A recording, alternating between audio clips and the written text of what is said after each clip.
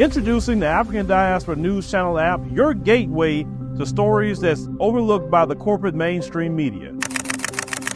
And we serve as the voice to the Chubal Black community. Again, we got Dr. Candace Matthews. A lot of these documents, looking at. We are committed to informing and educating through the power of media. This country is supposed to be about the land of the free for all. It has not been free for Black people, and we are tired. With our platform, we're helping to end injustice by exposing it. Join us in standing for excellence in journalism and serving our community. Download the African Diaspora News app today. Co-host Sunny Hostin of The View really seems to not like Black men much.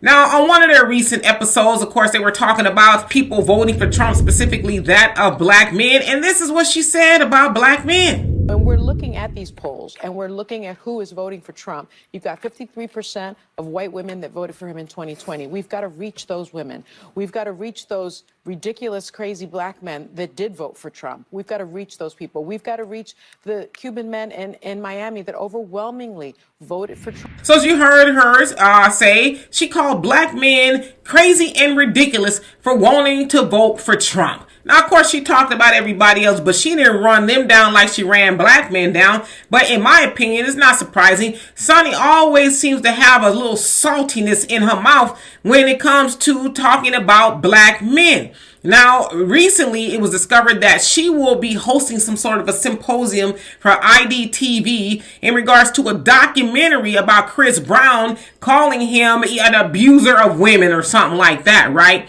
And so, of course, we know that Chris Brown and Rihanna had their thing years ago when he was 17. He has served his time and paid his debt to society and all of that. Of course, Rihanna has forgiven him. They've created songs together after that and just a whole host of other stuff, right? But for some reason, she is going to get together with white supremacy and continue to dog out Black men. But to call Black men crazy and ridiculous because they want to exercise democracy and vote for whoever they want to vote for, it's very telling on her behalf, right? Now, of course, she stomps and she romps for the Democrat Party like nobody else, right? She can't stand the thought of anybody, especially if they're Black, voting for anybody else but Kamala or any other Democrat that is running. And their, thing is democracy's in danger. Well, democracy means that I have a say-so. So why does she have a problem with Black men having a say-so as to who they want to vote for? But again, calling them crazy and ridiculous. Now listen, I'm not a Black man, but if I was one, I wouldn't show up to the polls, especially hearing people like her call me crazy and ridiculous. Now, of course, y'all know that Kamala had to come out with a Black man plan, which if you read it, you know it ain't just for Black men. It says others.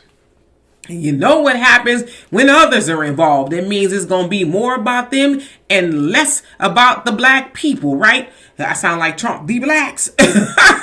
But anyway, I digress. Nevertheless, it's less about Black people, right? It's the all lives matter. It's the people of color. It's the minority. It's the affirmative action all over again, right? But they use Black people to lure Black people in. Come on, Black people. Come on, come on, come on. I got something for you. And usually it's that carrot on the string that you'll never ever be able to bite, right? But anyway, yeah, Kamala was forced to have to pretend to do something for Black men. But Sunny Hostin is mad about it all. She, mad about Black men wanting to go do what they are given the right to do, right? Again, Democrats talking about, voters' rights are in danger. But then you got Sunny Hostin, who, in my opinion, does not like Black men, mad at Black men because they are using their right to vote the way they want to use it to vote. Now, Sunny Hostin says that she is Puerto Rican and African American. She's married to a man who is Haitian and Spanish. So she's got some Black going on there, but I don't know why she has this salty taste in her mouth for Black men. But again, is that supposed to make Black men show up to the polls?